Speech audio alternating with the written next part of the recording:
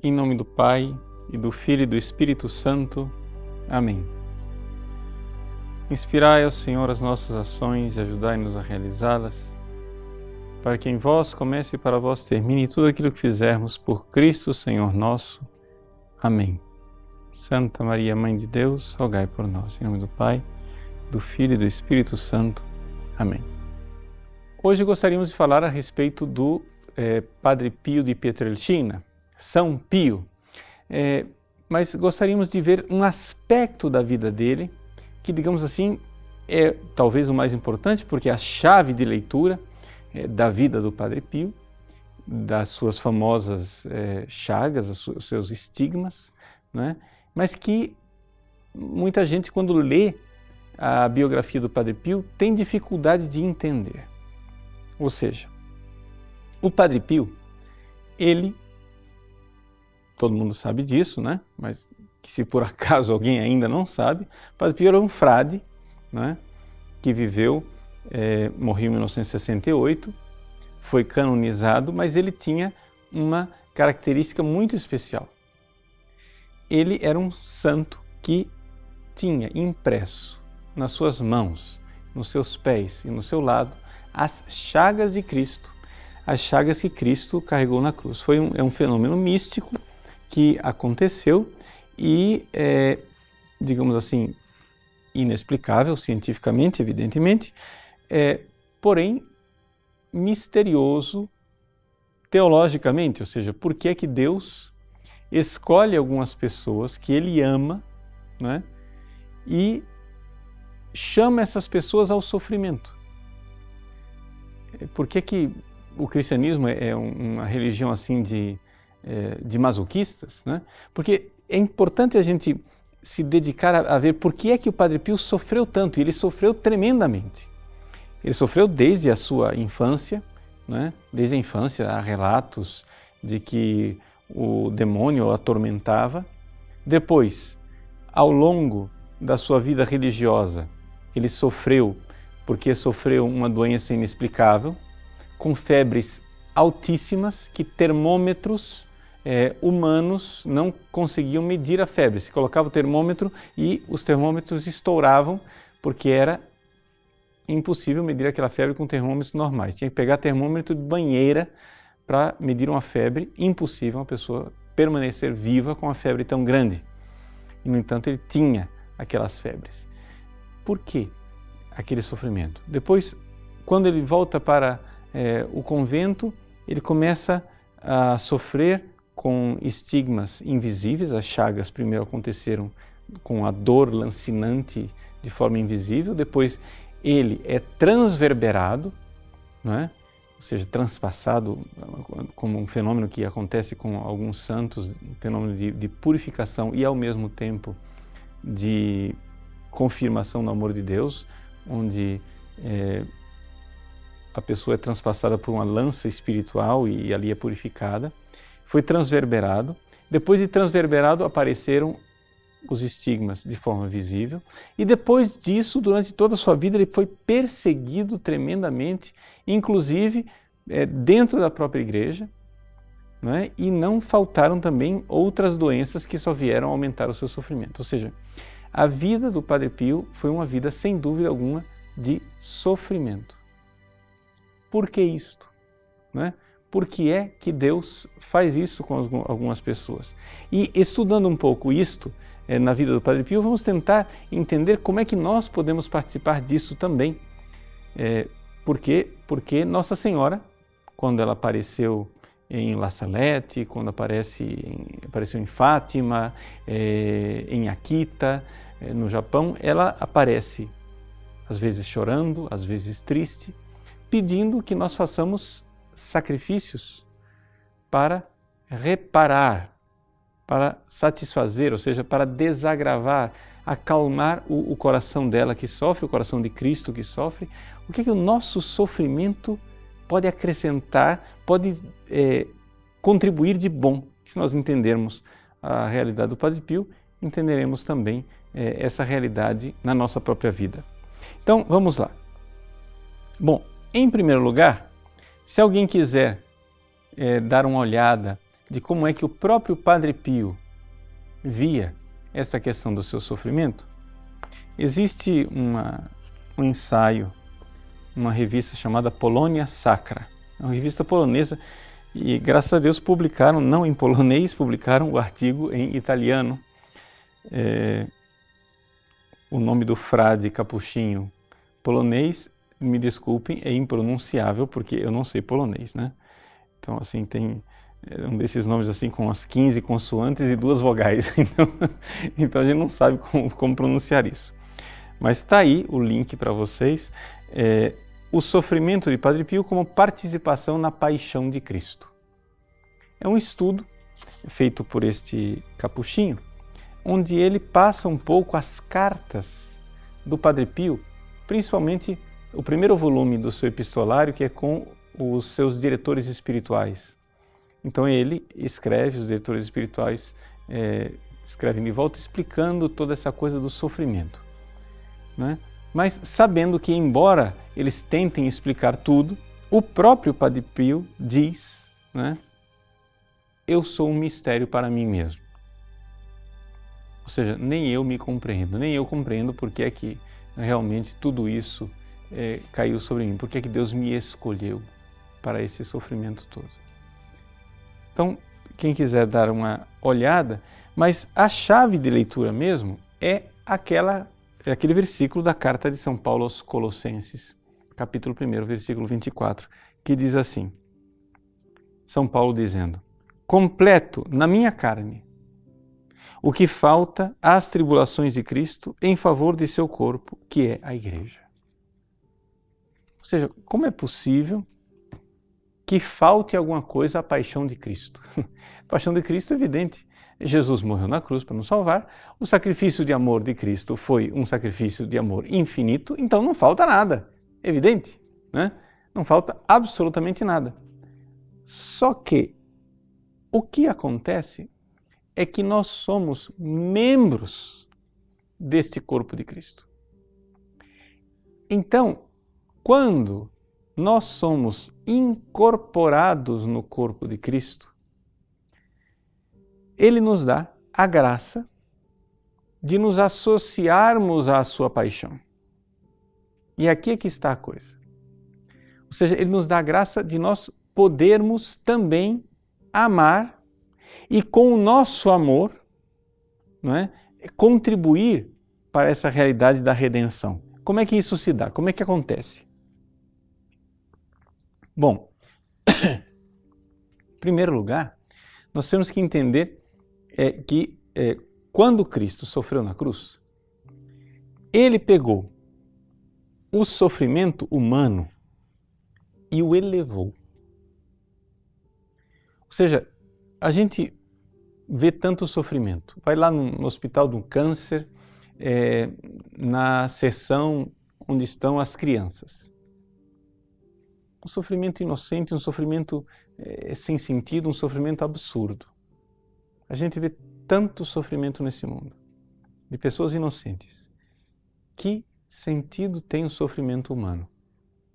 Bom, Cristo, ao se esvaziar e vir a esse mundo, Ele então assumiu o sofrimento e transformou o sofrimento, o elevou, né? E deu a esse sofrimento, que é amor, aqui está a chave mais importante, né? Um sofrimento por amor, um sofrimento de amor, Ele o elevou, né? Ou seja, esse sofrimento foi levado para Deus com um valor infinitamente diferente.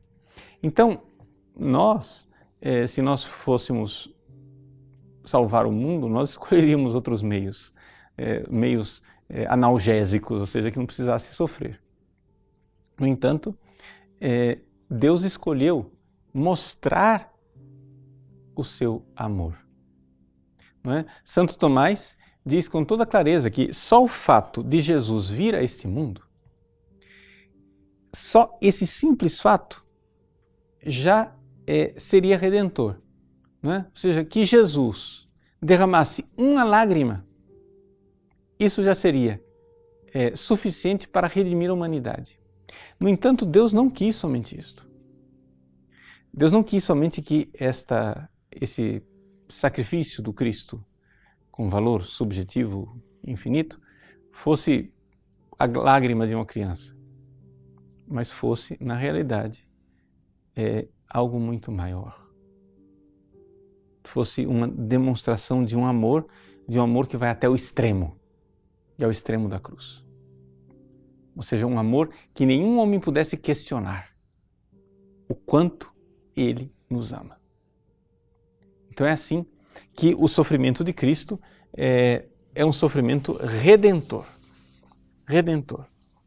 Agora, nós precisamos, quando entramos nisto, nós podemos e devemos participar nesse sofrimento redentor de Jesus. Por quê? Porque o pecado coloca em nós algumas desordens. Vamos tentar explicar isso. Veja só. Quando você peca, né? Vamos supor aqui que está o ser humano que peca. Ok. Quando você peca, você se afasta de Deus, Deus que seria a finalidade da sua vida, né? Você com o pecado, você se afasta dele e procura uma criatura, alguma coisa que não é Deus, e coloca no lugar de Deus. Então vejam que existe no pecado um duplo movimento. O movimento de afastamento de Deus e o movimento de eu me voltar para uma criatura, né? Uma criatura humana. Ou uma criatura não humana que seja também, quem se apega ao dinheiro, por exemplo, né? Está se voltando para uma criatura. Ora, quando você se confessa, quando você é batizado, quando você recebe o perdão dos seus pecados, está resolvido este primeiro problema aqui. Não é? Esta realidade de que você, com o seu pecado, voltou as costas para Deus. Muito bem, você se reconciliou com Deus. Mas, quando você fez de uma criatura um Deus falso, você criou aqui uma desordem. E como é essa desordem? Veja, geralmente, quando nós procuramos criaturas, nós procuramos essas criaturas porque elas nos dão prazer, porque o dinheiro nos dá prazer, porque a vanglória nos dá prazer, porque o sexo nos dá prazer, bebida nos dá prazer, a droga nos dá prazer. Alguma coisa você procura na criatura porque vai te dar prazer. Isso cria uma desordem. E esta desordem não somente pode, ela deve ser reparada, como você tem que, de alguma forma, se desapegar das criaturas, e é por isso que é necessário fazer penitência e mortificação. Ou seja, aquilo que nós chamamos de, teologicamente, o nome na teologia chama-se satisfação. O que é a satisfação? A satisfação é recolocar a ordem nesta desordem que houve aqui. Então, vamos supor, você fez da comida um ídolo, você comeu querendo o prazer na comida, o prazer na bebida, o prazer. Então, quando você jejua, você está se abstendo daquilo e está recolocando a ordem, de alguma forma. Não é? Quando você faz penitência, quando você dorme no chão, quando você, faz qualquer tipo de penitência para agradar a Deus, por amor a Ele, você está colocando uma ordem de novo no seu coração. Por quê? Porque você está mostrando, Deus, eu te amo tanto que eu estou disposto a me desapegar disto. Eu te amo tanto que eu estou disposto a me livrar desse problema aqui, ou dessa coisa que pode ser até muito justa. Eu me desapego da minha família, eu me desapego de um conforto, eu me desapego do dinheiro. Então, eu vou e me desapego. Vejam só. Então, é assim que é colocada de novo a ordem. Quando nós, então, fazemos algum sacrifício e mostramos, por amor a Deus, que nós nos distanciamos das criaturas que nós antes colocávamos no lugar dele. Isto daí, não é? É algo que também repara, não é? Aquilo que foi de ofensa a Deus, não é? Porque você procurou outros deuses. Então, existe uma certa reparação desta realidade. E isto tudo é algo que nós não somente podemos fazer, nós devemos fazer. Se vocês leem em francês, né? Tá aí para vocês o link de um artigo do padre Garrigou Lagrange, o dever da reparação, le devoir de la réparation. Esse artigo, se não me engano, ele foi traduzido para o português e está na revista Permanência, né? Eu, infelizmente, não tenho o volume dessa revista, né? Mas sei que existe uma tradução portuguesa, aqueles que quiserem procurar e comprar a revista. E ali ele mostra claramente o dever que nós temos que fazer para reparar essas coisas, ok? Então, ótimo. Até aí, está explicado por que é que todos nós devemos fazer penitências, né? Por que é que todos nós, que somos corpo de Cristo, que deixamos os nossos pecados, precisamos agora fazer penitência, mas não somente a penitência para satisfazer.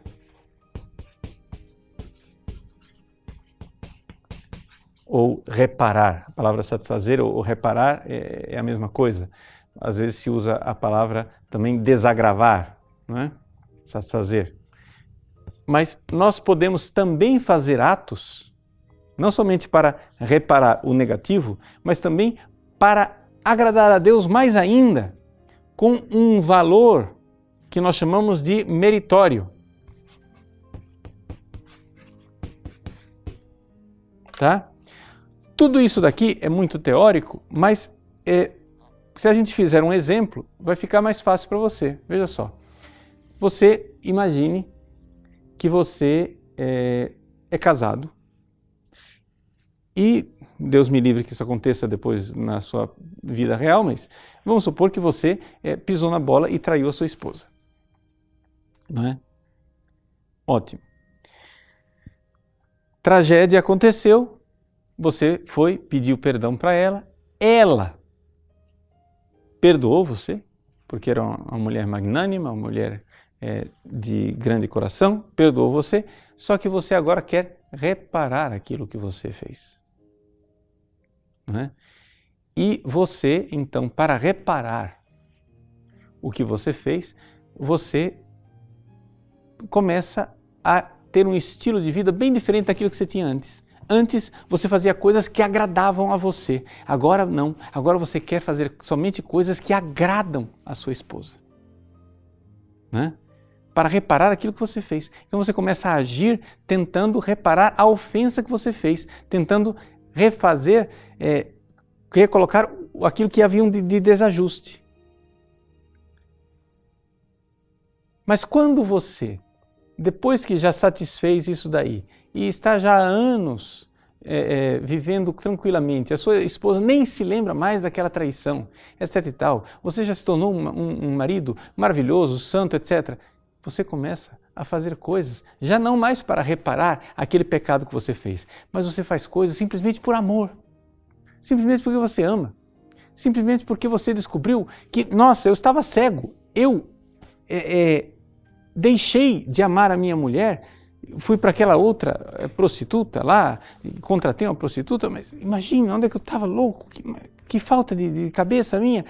E você descobre a maravilha que é a sua mulher e você começa então a amá-la por pura caridade.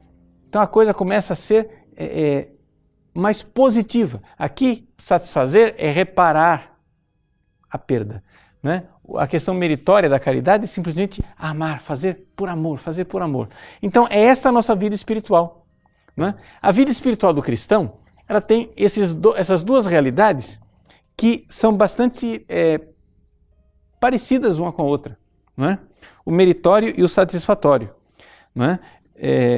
Uma coisa é meritória, mas nem todas as coisas que são meritórias são satisfatórias, porque o satisfatório tem um aspecto mais de penitência, tem um aspecto mais de pena, tem um aspecto de uma perda, tem que ser algo sofrido, sacrificial, não é? Então, essa é a nossa vida com Deus, essa é a nossa vida com os nossos irmãos. Nós temos que viver isso daí se nós realmente amamos, se nós realmente queremos bem às pessoas. Então, veja só. Agora, Deus, enquanto tal, não é?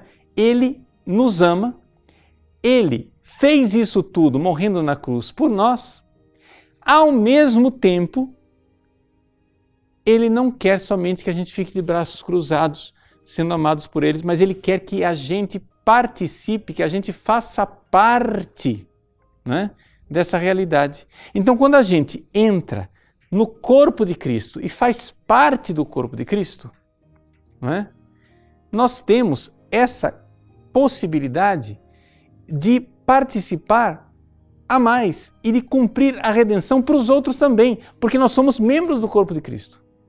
E é isso que explica a realidade do Padre Pio. Ou seja, Jesus nos salvou. Jesus morreu por nós. Quando Jesus morreu por nós, o que Ele fez na cruz teve um valor satisfatório infinito. Por quê? Porque aquilo que Ele fez para agradar o coração de Deus valia muito mais do que aquilo que toda a humanidade poderia fazer para ofender o coração de Deus. Então, é como se dissesse assim, o que a humanidade fez, pegue todos os pecados da humanidade, de toda a história da humanidade, e pegue essa multidão de pecados. Essa multidão de pecados, diante do amor de Cristo na cruz, é uma gotinha de nada. É uma gotinha de nada. Então Jesus agradou tanto o coração do Pai, com o seu amor infinito na cruz, não é? Que qualquer ofensa que nós tenhamos feito desapareceu. Só que agora nós precisamos, e tudo isso é muito bom, mas uma vez que a gente faz parte do corpo de Cristo, Jesus diz, olha, estão vendo? O que eu fiz foi bonito, o que eu fiz foi bom, ótimo, faz você também. Não é que seja necessário, no sentido de o sofrimento de Cristo na cruz não foi suficiente. Não, mas é que agora você faz parte deste corpo de Cristo. Então, quando você faz parte do corpo de Cristo, você começa a agir como o Cristo. Então, isso que todos nós podemos e devemos fazer, o Padre Pio viveu de forma, assim, impressionante.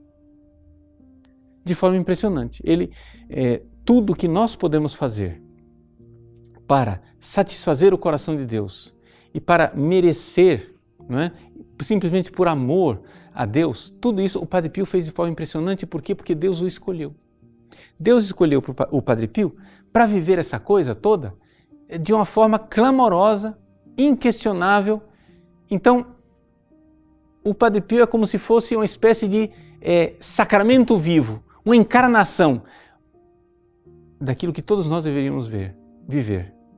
Então, Deus mandou esse homem ao mundo numa época em que ninguém mais fala de penitência, ninguém mais fala de reparação, ninguém mais fala de satisfação, ninguém mais fala de méritos. Deus mandou esse homem ao mundo para ele ser uma espécie de farol que nos lembra, ó, é assim. É assim. O padre Garrigou Lagrange, no seu famoso livro As Três Idades da Vida Interior, no volume 4, na parte 4ª, não é? Onde ele fala dos santos mais evoluídos, né? Quem já está na via unitiva dos perfeitos, no capítulo 16 ele dedica um capítulo inteiro à vida reparadora, não é? A vida reparadora. E ele lembra esta realidade dizendo assim, veja só, na missa, quando a gente vai lá e participa da missa, o que é que nós estamos vivendo na missa? É o sacrifício de Cristo, não é isso? Só que o sacrifício de Cristo na missa não é mais o sacrifício de Cristo vivido de forma cruenta e dolorosa, ou seja, não tem derramamento de sangue e Jesus também não sofre lá na missa. Ele sofreu 2000 anos atrás. Hoje Jesus está glorioso no céu. O sacrifício que é oferecido na missa é o mesmo, mas aquilo que foi oferecido de forma dolorosa, com derramamento de sangue lá no Calvário, hoje é oferecido na missa de forma sacramental, onde Jesus não sofre mais, mas existe o sacrifício de amor. Aí ele diz assim, na missa, a imolação de Jesus não é mais cruenta e dolorosa como sobre a cruz, mas a imolação dolorosa deve continuar onde? Não no Cristo ressuscitado, cabeça da igreja, que não sofre mais. A imolação dolorosa continua no seu corpo místico, no corpo místico do Salvador e continuará até o fim do mundo. Então, nós participamos agora do sacrifício redentor, nos configurando a Cristo e amando junto com Ele, mas não tem outro jeito de amar, gente, a não ser sofrendo. Não é? E isto tem uma eficácia salvífica, é importante lembrar disso, uma eficácia.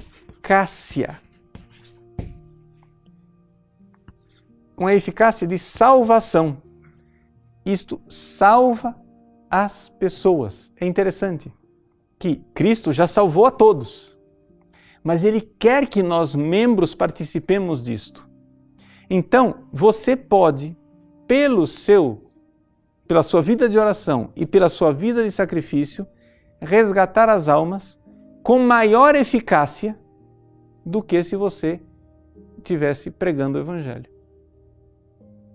O Padre Paulo prega, não é? Aqui no site, eu tenho aqui uma pregação, não é? A pessoa que vai pregar, ela tem uma eficácia menor do que aquele que vive orando e fazendo sacrifício e penitência. Por quê? A lógica, o Padre Garrigou Lagrange diz com muita clareza. Pelo seguinte, Jesus nos salvou mais pelos sermões que Ele fez ou pelo sacrifício da cruz? Responde para mim. Quando Jesus nos salvou, tá? Ele veio a esse mundo. O que é que nos salvou mais? O que é que foi mais eficaz para a nossa salvação? Claro, pregando a palavra, dizendo a palavra, Ele nos salvou também. Mas a eficácia maior foi de Jesus lá no Monte das Bem-aventuranças, falando o sermão da montanha, bem-aventurados os pobres, etc. Ou Jesus numa outra montanha, no Calvário, morrendo por nós. O que é que foi mais eficaz? Foi a morte de Cristo na cruz. Por quê? Porque o amor foi maior. Não é? Então, ora, se é assim, aquilo que foi, continuará sendo. Ou seja, se no Cristo, nos seus dias aqui na terra, a eficácia maior estava no Cristo que rezava por nós e sofria por nós na cruz, Pai, perdoa, eles não sabem o que fazem. E aí ele sofria. Se foi aí a eficácia maior, então ainda hoje na igreja, a eficácia maior está em rezar e fazer sacrifício.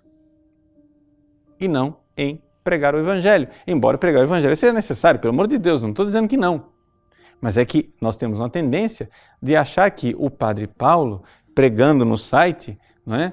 Aí sim é que ele está salvando as pessoas. Ou sei lá, o fulano que entra num navio e vai para a África, ali sim ele está salvando as pessoas. Só que acontece o seguinte, Santa Teresa d'Ávila fez a reforma do Carmelo porque ela estava preocupada com a evangelização nos países protestantes e na América que acabava de ser descoberta. Santa Teresinha do Menino Jesus, que viveu no Carmelo de Lisieux se imolando com a sua tuberculose e os seus sofrimentos, ela foi nomeada por Pio XI padroeira das missões. Por quê? Porque ela, com o seu sofrimento no Carmelo de Lisieux, sem nunca ter saído da sua terra natal, estava salvando gente na África, na Ásia, em tantos lugares. Assim o Padre Pio. Então, vamos ler. Vou ler aqui para você, é o que eu disse, tá? Mas vou ler para ficar mais claro. Ele diz assim: havia a vida reparadora, que é um apostolado feito de oração e sacrifício, e que é desejado por Deus para fecundar o apostolado doutrinal da pregação. Ou seja, eu vou lá, semeio com a pregação, eu faço apostolado, digo as coisas, mas isso daí não fica fecundo, não dá fruto, se não tiver oração e não tiver sacrifício junto. Ou seja, é aquilo que nos diz São Paulo. Né? São Paulo pregava o Evangelho. Ele vai lá, fala para os Colossenses: alegro-me nos sofrimentos que tenho suportados por vós, e completo na minha carne o que falta às tribulações de Cristo em favor de seu corpo, que é a Igreja.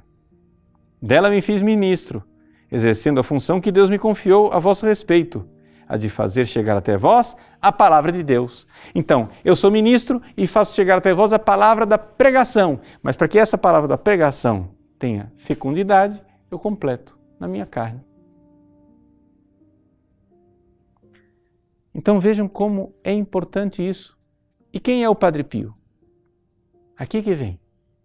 O Padre Pio é o único sacerdote da história da Igreja Católica que recebeu os estigmas. E que, portanto, numa época em que, ele morreu em 68, em que a Igreja estava já se preparando para esquecer totalmente que os sacerdotes têm que ser vítima, Deus coloca esse homem aí como uma espécie de farol para dizer: padres, ou vocês são vítimas ou vocês não são nada. Padre Garrigou-Lagrange não está falando de Padre Pio, está falando dos sacerdotes. Na teologia aqui, mas a gente vê que isso é a fotografia do Padre Pio. Ele diz assim: um sacerdote deve ser em particular um outro Cristo, diz o Padre Garrigou-Lagrange. Sempre falando dessa vida reparadora. É a vida reparadora no sacerdote. Ele diz: Jesus é sacerdote e vítima. E o sacerdote não pode querer participar do sacerdócio de Cristo sem participar de algum modo com o seu estado de vítima, na medida desejada pela providência divina. Então quer dizer o seguinte: a providência divina vai dizer que cada sacerdote tem uma medida diferente de ser vítima, mas todos devem ser vítima. Padre Pio, é evidente, foi vítima numa medida superlativa. Foi vítima numa medida exagerada, digamos assim, quase uma caricatura, porque Deus precisou, com o Padre Pio, exagerar, Deus precisou gritar por causa dos ouvidos moucos dos sacerdotes do século XX e XXI. Ou seja, Deus precisou mostrar pelo Padre Pio que, se nós vamos ser padres, nós precisamos ser vítimas. O padre se oferece no altar. Quando eu era reitor do seminário, fui reitor do seminário durante 15 anos. Certamente cometi muitos erros na formação dos meus seminaristas. Mas este aqui eu não cometi. Tenho a consciência tranquila de ter dito para todos os meus formandos: padre não é um homem, é o sacrifício de um homem. Por quê? Por causa dessa realidade do padre que é vítima. Vítima. E a gente vê isso claramente na vida de todos os padres santos. Não é? O Padre Garrigou-Lagrange lembra alguns, por exemplo, São Domingos. São Domingos, fundador dos dominicanos, ele é dominicano, Garrigou-Lagrange. São Domingos, todas as noites, se flagelava 3 vezes.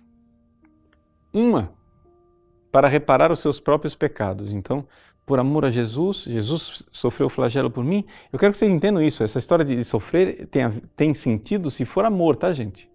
Amor. Então ele se flagelava por amor a Jesus para reparar os seus pecados. Depois ele se flagelava uma segunda vez pelos pecadores para os quais ele iria pregar no dia seguinte. Então ele já, para fecundar a sua pregação no dia seguinte, ele se flagelava. E se flagelava a terceira vez pelas almas do purgatório, para satisfazer as penas das almas do purgatório. Né? Esse era São Domingos. São Francisco de Assis, com as suas chagas também, os estigmas, como São Francisco de Assis se ofereceu como vítima imolada de amor, né? Todo mundo se admira do São Francisco de Assis cantar, né, o título da encíclica do Papa Francisco, Laudato Si, aquele cântico das criaturas, mas ninguém se lembra que quando São Francisco compôs aquele cântico das criaturas, ele estava com chagas dolorosíssimas, ele estava com uma febre reumática que o impedia de caminhar, ele tinha tido uma infecção no olho que não teve outro jeito senão cauterizar, portanto ele estava cego. Não é? Tinham cauterizado com ferro quente os olhos de São Francisco. Era o único jeito, não tinha antibiótico naquela época. Não é? O homem era uma chaga ambulante. Ambulante não, porque ele nem andava, ele era carregado. Quando ele canta o louvor das criaturas, ele não é capaz de ver o que ele está cantando. Porque se uniu ao Cristo no sofrimento que Deus lhe deu. O padre Garrigou-Lagrange lembra do cura d'Ars. Né? Ele diz que o cura d'Ars, né, fez muito pastoralmente por causa das grandes penitências e sofrimentos que ele tinha por amor aos seus paroquianos. Né? Ele lembra 2 casos muito claros, por exemplo, Santo Afonso Maria de Ligório. Não é? Quando você olha para Santo Afonso Maria de Ligório, com 80 anos de idade, né, já no fim da vida, sofrendo coisas que pareciam ser a típica sofrimento da noite escura dos sentidos que qualquer pessoa passa no início da sua vida espiritual.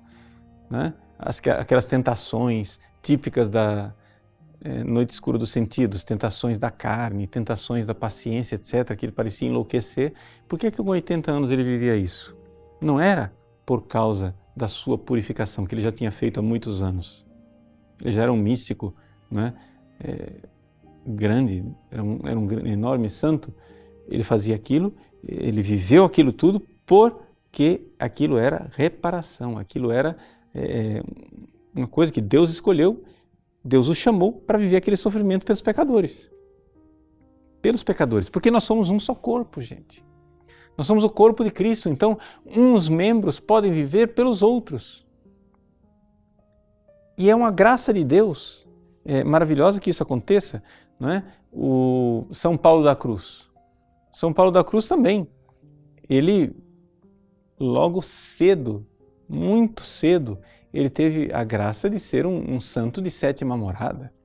A união transformante veio muito cedo, mas depois ele viveu 40 anos de vida de reparação na sua vida, em que o homem vivia as penas do inferno aqui nesse mundo. Era uma coisa incrível. Mas exatamente a congregação que ele fundou é uma congregação reparadora. Né? Então, aqui nós temos essa realidade, então, de nos unirmos. Então, nós vemos claramente esses sacerdotes na história da Igreja que se uniram pelos seus sofrimentos ao Cristo, assim o Padre Pio também. Então, a gente entende, se você quer ser devoto do Padre Pio, se você quer ver o grande sofrimento dele, etc e tal, isso e aquilo, você tem que entender o seguinte: aquilo que o Padre Pio faz é o que está escrito na carta aos Colossenses. Ele completa na própria carne o que falta aos sofrimentos de Cristo. E o que é que falta ao sofrimento de Cristo? O sofrimento de Cristo foi de valor infinito. O que falta é a gente colaborar com ele, ou seja, Cristo nos dá a graça de podermos também nós participar na salvação dos outros. Claro que a salvação feita por Cristo, ela é abundantíssima e suficiente, mas trata-se de participar do amor de Cristo. Uma vez que você entra no corpo dele, você termina ficando igual a ele. Então, as pessoas que se santificam e entram no corpo de Cristo, elas se tornam parecidas com Cristo. Então, se você não entende o valor redentor do sofrimento de Cristo, é evidente que você não vai entender o valor redentor do sofrimento do Padre Pio, dos outros santos, e muito menos o valor redentor do seu sofrimento. Mas é importante você saber que Deus quer a nossa participação e Deus vê o nosso dever de nós repararmos para nos tirar do egoísmo, porque não tem outro jeito, gente. Não tem outro jeito de nós sairmos do nosso egoísmo se não for a gente abraçar o sofrimento. Eu quero que você entenda o seguinte: se você não entendeu nada até agora vê se entende de uma vez por todas. É o seguinte: se você não quer sofrer, é porque você não quer amar. Então, muito cuidado. Porque se você foge da cruz, você está fugindo do amor. Porque não há nenhuma outra forma de amar, sendo egoísta como nós somos. Ou seja, sendo os seres egoístas que nós somos, o único jeito de amar é nós abraçarmos a cruz. E por isso não é uma opção somente para os sacerdotes. Todo cristão deve tomar a sua cruz, como nosso Senhor mesmo disse, né? Lucas 9:23. Se alguém quiser me seguir, renuncie a si mesmo, tome sua cruz dia após dia e me siga. Por que Jesus disse que nós temos que tomar a nossa cruz? Porque é o único jeito de nós amarmos, não é? E aqui está a beleza do amor. A beleza do amor está no fato de que o amor nos eleva na altura daquele que nós amamos.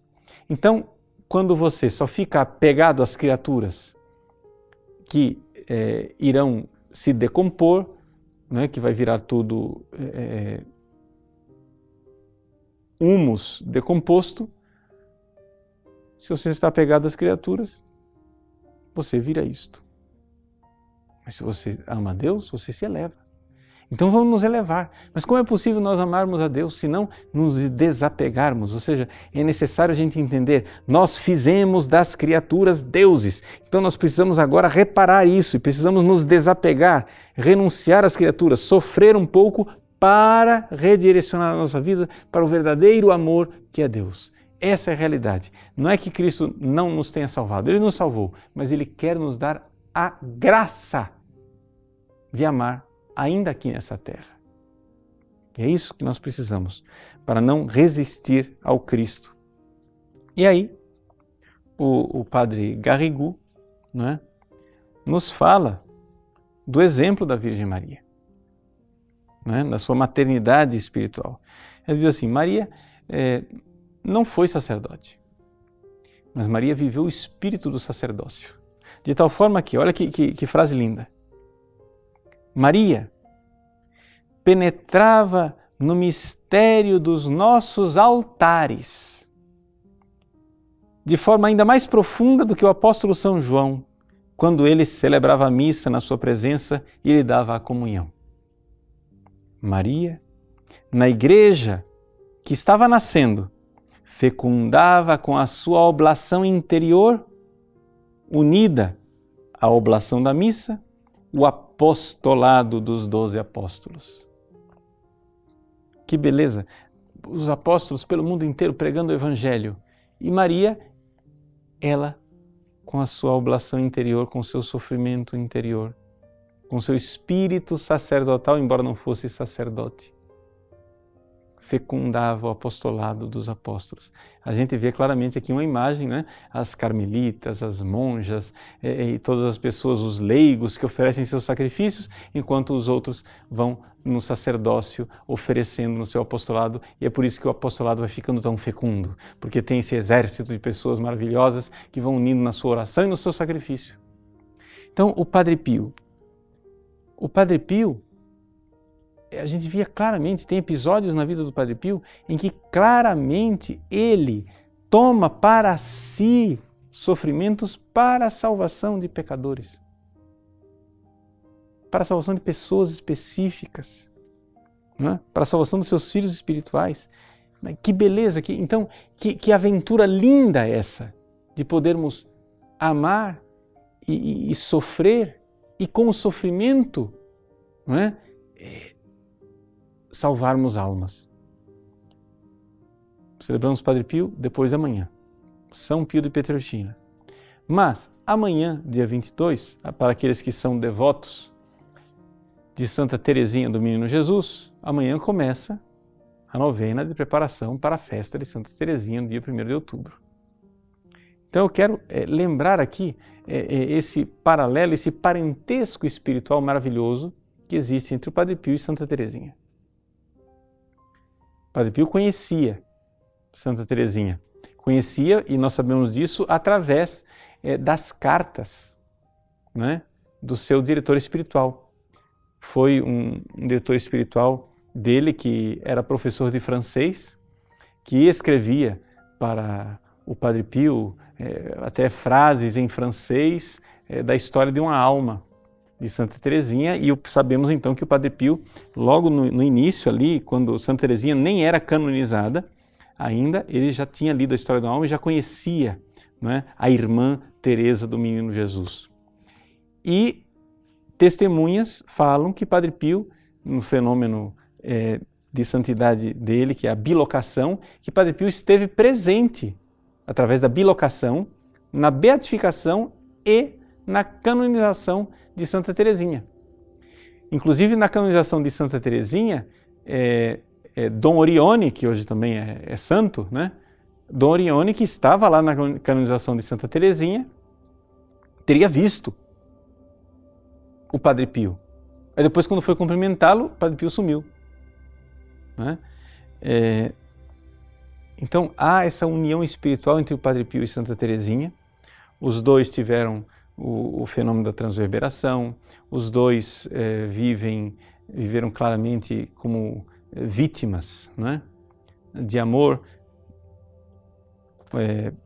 Claro que Santa Teresinha tem um aspecto de vítima de amor misericordioso, mas os dois são muito, muito parecidos. E eu quero que vocês entendam o seguinte: embora todos nós devamos viver o que São Paulo diz, completar em nossa carne o que falta ao sofrimento de Cristo para reparar, né? É o que pede Nossa Senhora.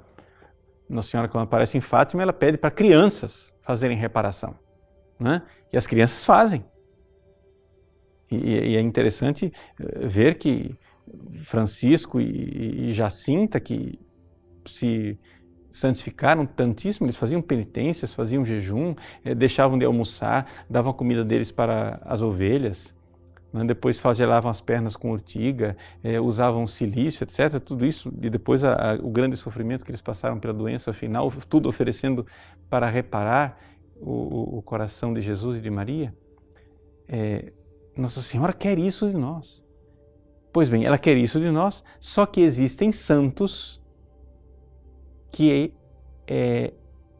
dão muito mais. Ou seja, que não somente fazem reparação, mas que se oferecem como vítimas. Então, quem quiser aprofundar isso daqui, não é? Pode ver depois no Royo Marim, no Teologia da Perfeição Cristiana, na página 339, onde ele fala, né, dos santos que se oferecem como vítima de expiação a Deus, né? E cita exemplos de tantos santos, até santos mais recentes, como Santa Teresinha do Menino Jesus, Santa Gemma Galgani, né? Santa Elizabeth da Santíssima Trindade, e a expressão de Santa Elizabeth da Santíssima Trindade é essa de oferecer a Cristo uma humanidade suplementar, né? Uma humanidade a mais, uma humanidade acrescentada. Ou seja, Cristo sofreu lá na cruz. Já que agora Ele está no céu e já não sofre mais, eu ofereço a minha humanidade para que Ele sofra em mim. E é de fato isto, não é? É de fato isso, São Paulo aos Gálatas, não é? Vivo, mas não eu, já é Cristo que vive em mim. E vivo no Cristo crucificado.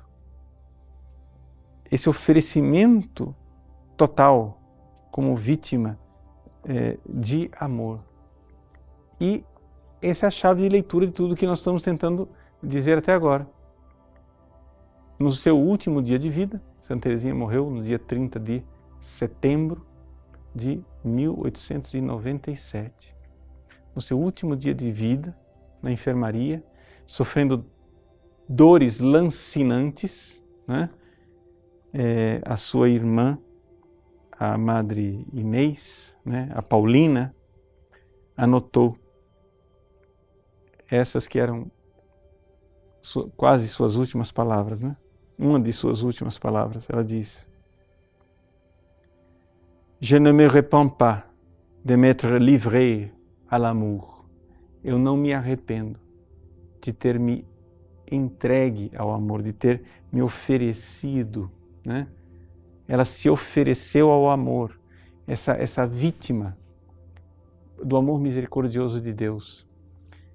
Se nós não entendemos isto, o que é, como o Padre Pio, como Santa Teresinha e como os grandes santos, ser vítima, como Cristo foi vítima de amor, eu acho que nós nunca vamos entrar de verdade no cristianismo, se a gente não entender isso. Ou seja, ver a grandeza do amor, a grandeza que é sofrer e sofrer por amor. Como o Padre Pio sofria e se entregava, né? Ele pode dizer, como todos os santos podem dizer com essa frase de Teresinha, no fim da vida: eu não me arrependo de ter me entregue ao amor. Não me arrependo. Né? E nós? E nós? Vamos nos entregar também? Não é? Nós vamos também nos entregar a Deus por amor? Então, assim, é fácil ser devoto do Padre Pio. Mas que tal? Tudo bem, não estou dizendo que você vai viver no grau do Padre Pio, você vai viver como vítima, do jeito que o Padre Pio foi vítima. Não. Mas, e aí? Quanto sofrimento perdido, diz o Padre Garrigou, no seu artigo sobre a necessidade da reparação. Ele diz assim: olha, gente, quando a gente não faz penitência, não se preocupe, Deus manda castigos para ver se no meio dos castigos, como as guerras, as desgraças, as pestes que acontecem, etc., se no meio desse sofrimento alguma alma de boa vontade assume esses sofrimentos e abraça esses sofrimentos como cruz amorosa, para ver se alguma coisa consegue se resgatar ainda, né? E a gente olha para esse mundo e vê que o mundo tem tanto sofrimento. Quanto sofrimento perdido à toa, quanto sofrimento infrutífero. Se a gente ensinasse para as pessoas que elas podem pegar esse sofrimento que a vida já lhes oferece e transformar num sofrimento redentor. Que alegria poder pegar o meu sofrimento do dia a dia e dizer: Jesus, você sofreu por mim, por amor a você. Eu sofro, resgata esses meus irmãos, salva essas almas. Perdoa os meus pecados.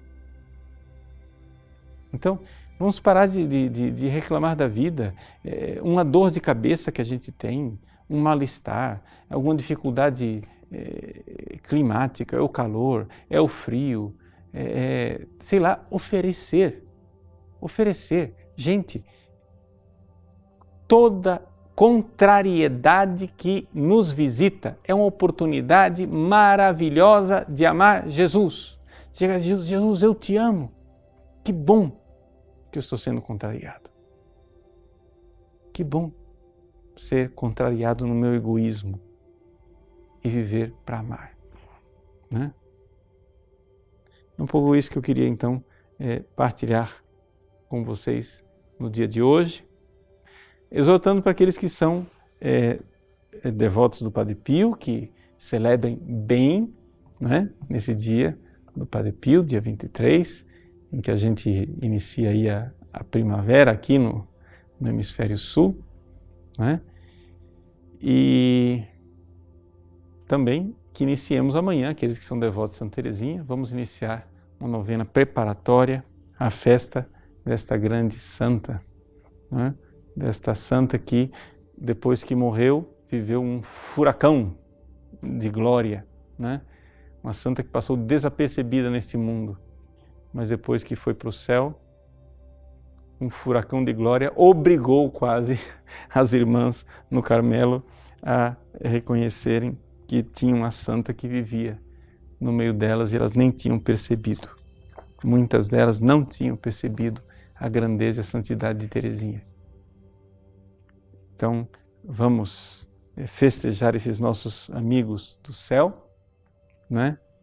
Pedindo a Deus que receba os nossos sofrimentos e que nos ensine a imitá-los. São duas vítimas de amor, Padre Pio e Santa Teresinha.